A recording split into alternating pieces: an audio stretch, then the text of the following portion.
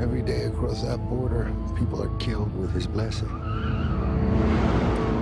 To find them would be like discovering a vaccine. Well, one of the highlights of this year's Cannes Film Festival undoubtedly was Sicario, and it made its impact again last week at the Toronto Film Festival. Now it's finally opening, and I highly recommend this. It's one of the great thrillers of 2015, but a very different kind. It's set in the gray zone on the border between Mexico and the U.S. in the war against the drug cartels. But it also poses many questions and walks a line between good and bad, and we're not sure who's good, who's the bad guy in this at any given moment. It revolves around Emily Blunt's FBI agent, who volunteers for an elite task force to upset the drug trade. FBI!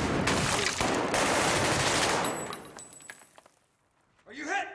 I'm good. She doesn't know what she's getting into, and she's horrified eventually by what she sees.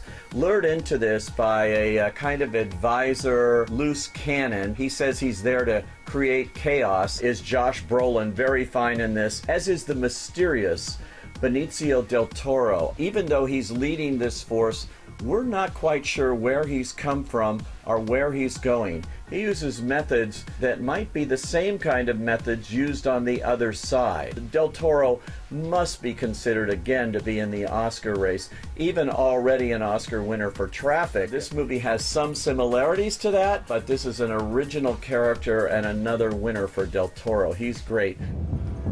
Pregunta, paisanos. ¿Quieren morir?